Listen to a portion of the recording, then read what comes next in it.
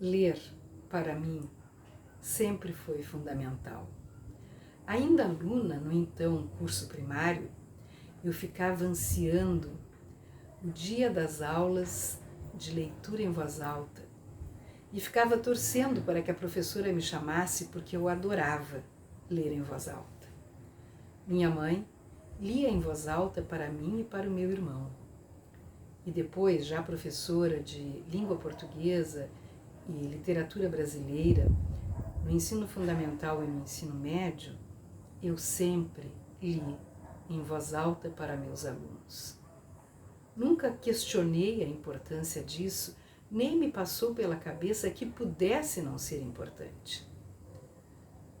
E o livro que eu trago hoje vem falar justamente sobre isso. Apresento o Manual da Leitura em Voz Alta, da autoria de Jim Trelease, editora Quirion. Não é exatamente um manual, mas é um discorrer sobre a importância da leitura em voz alta desde o útero até a idade adulta. Os ganhos que as pessoas que ouvem a leitura em voz alta têm em suas vidas e, ao mesmo tempo, ao contrário, o que perdem as pessoas que não tiveram essa leitura feita. Talvez você esteja se perguntando, mas nessa era do digital, ler ainda é importante? E a resposta já está na introdução do livro. Ler é o coração da educação. Tudo passa pela leitura. A leitura de problemas matemáticos, a leitura de questões químicas, a leitura de informações da ciência, a leitura literária, tudo. Todo o conhecimento acumulado pela humanidade passa pela leitura. E o livro é tão fascinante que eu não vou ousar fazer um resumo sobre ele, mas vou compartilhar aqui alguns trechos que eu achei maravilhosos. O autor, ele costumava ler em voz alta para seus filhos e lá pelas tantas ele se voluntariou para ajudar uma turma do 6º ano, diz o livro. Para seu espanto, ele descobriu que as crianças em algumas turmas estavam lendo muito, enquanto em outras não liam nada, quase nada. O que havia de diferente ali?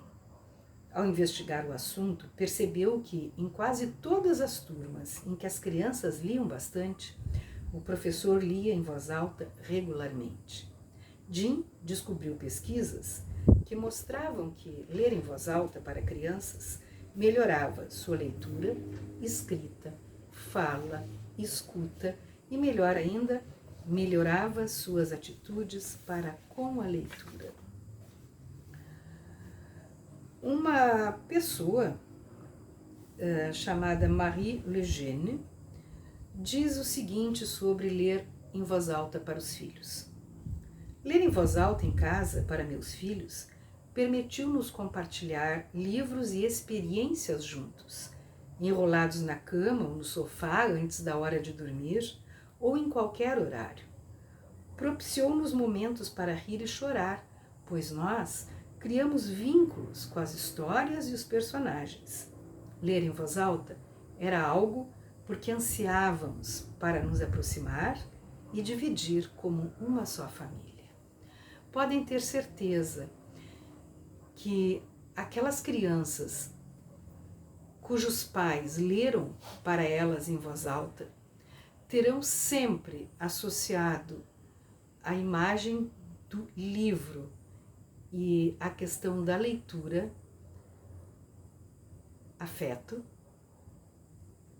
aconchego, carinho.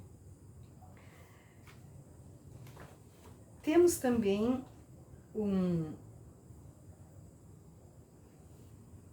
uma outra informação muito interessante, que é a seguinte. Foi feita uma pesquisa com 42 famílias representando 3 grupos socioeconômicos. os que recebiam ajuda do governo, os da classe operária e a dos profissionais liberais. Começando aos 7 meses de idade das crianças, os pesquisadores visitaram as famílias durante 1 hora por mês e continuaram as visitas por 2 anos e meio. Em cada visita, o pesquisador gravava e transcrevia qualquer conversa e ação que acontecia diante da criança. Ao longo de 1.300 horas de visitas, eles acumularam 23 milhões de bytes de informação para o banco de dados do projeto, categorizando cada palavra, pronome, verbo, adjetivo, etc., pronunciado na frente da criança. O projeto trouxe algumas surpresas. Independentemente do nível socioeconômico, todas as 42 famílias diziam e faziam as mesmas coisas com seus filhos. Em outras palavras, os instintos básicos da boa criação dos filhos estão presentes na maioria das pessoas, sem distinção do status socioeconômico. Em seguida, eles receberam a impressão dos dados e viram as diferenças significativas entre as 42 famílias. Quando o número diário de palavras para cada grupo de crianças era projetado ao longo de 4 anos, a criança de 4 anos das famílias de profissionais liberais tinha ouvido 45 milhões de palavras, a das famílias operárias tinha ouvido 26 milhões e a das famílias recebendo ajuda do governo apenas 13 milhões. Todas as 3 crianças se apresentarão no mesmo dia no jardim de infância, mas uma delas terá ouvido 32 milhões de palavras a menos. Se os legisladores esperam que o professor faça esse aluno acompanhar os outros, o professor terá de falar 10 palavras por segundo por 900 horas para chegar à marca de 32 milhões no final do ano. Obviamente, isso é impossível. A mensagem desse tipo de pesquisa é que não são os brinquedos da casa que fazem a diferença na vida das crianças. São as palavras em suas cabeças. Com exceção de um abraço, a coisa mais barata que podemos dar a uma criança é a mais valiosa: palavras. E essas diferenças no número de palavras ouvidas estão muito relacionadas às leituras que são feitas para as crianças, porque a cada leitura a criança se depara com novas palavras e vai incorporando-as ao seu conhecimento.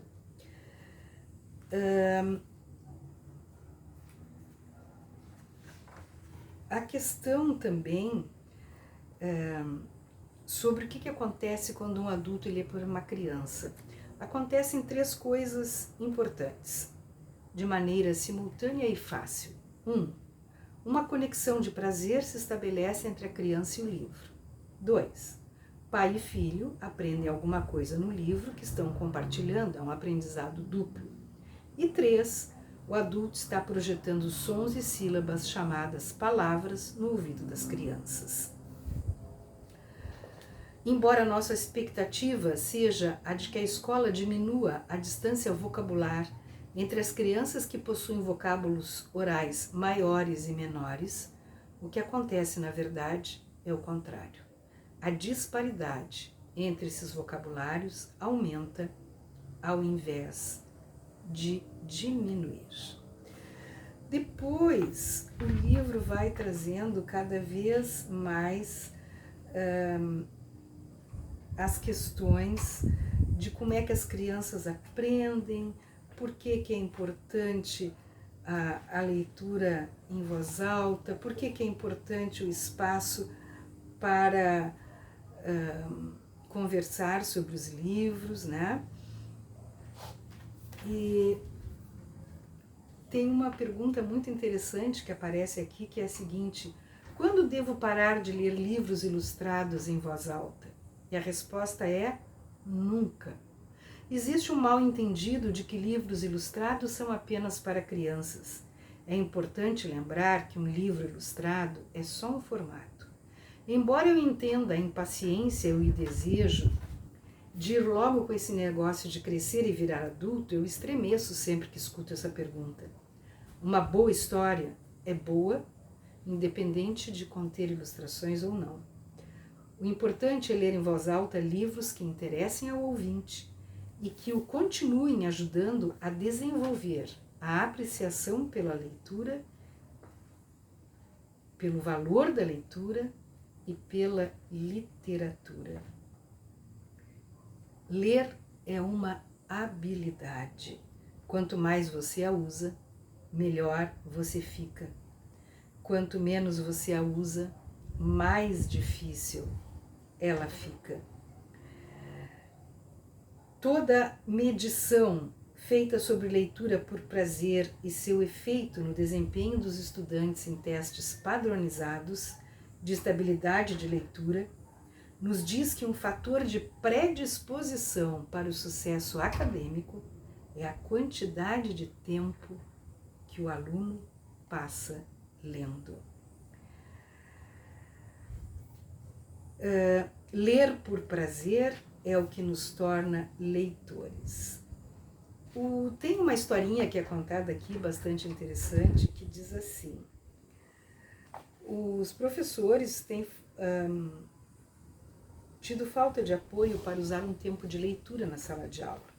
E aí é relatado aqui um caso de um diretor de uma escola secundária, claro que essas pesquisas são todas nos Estados Unidos, que avaliou um professor de arte de uma classe da 8ª série, e esse professor incluía 40 minutos de leitura independentemente no cronograma semanal dos alunos.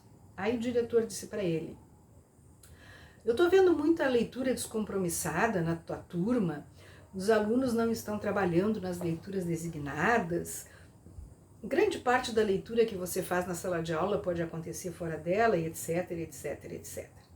E aí quem está escrevendo esse livro diz assim: se eu fosse o professor, responderia assim: 1. É quase impossível interagir com os alunos a respeito da literatura que eles não tenham lido, por isso dou a eles tempo de ler. 2. Alunos com menor probabilidade de ler fora da escola são os que odeiam ler e ou vêm de lares onde não há espaço nem silêncio para a leitura independente. Minha turma é uma clínica em que podemos tratar essas complicações.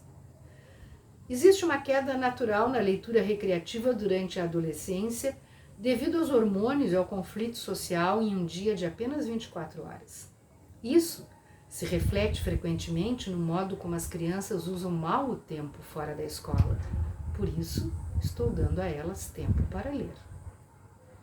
Minha turma pode ser o único lugar em que elas vão ver outras pessoas lendo silenciosamente e também pode ser o único lugar em que verão um adulto lendo por prazer, não apenas por dever. Minha turma é um laboratório para modelos positivos de inspiração. 5. Eu quero que meus alunos saibam que eu dou valor à leitura por prazer e dar a eles tempo para ler demonstra isso. Eu teria muito mais coisa para ler aqui para vocês. O meu livro está todo marcado, sublinhado, escrito, mas o espaço aqui não é tão grande assim. De tudo isso, eu fico me perguntando, como é que, sabendo da importância afetiva, educacional, cognitiva da leitura, principalmente da leitura em voz alta, as escolas, que têm sim também o papel de dar aos alunos a habilidade de ler, como é que nas escolas o tempo de leitura, em muitas delas, na maioria delas, é cada vez menor, e como é que escolas públicas fecham bibliotecas e concluem que bibliotecárias não são necessárias. estão tirando das crianças a oportunidade de crescerem. Sem palavras. Fica aqui a sugestão de manual da leitura em voz alta para pais, professores, equipe pedagógica, contadores de histórias, voluntários. É uma leitura importantíssima. Não perca tempo, vá atrás do livro.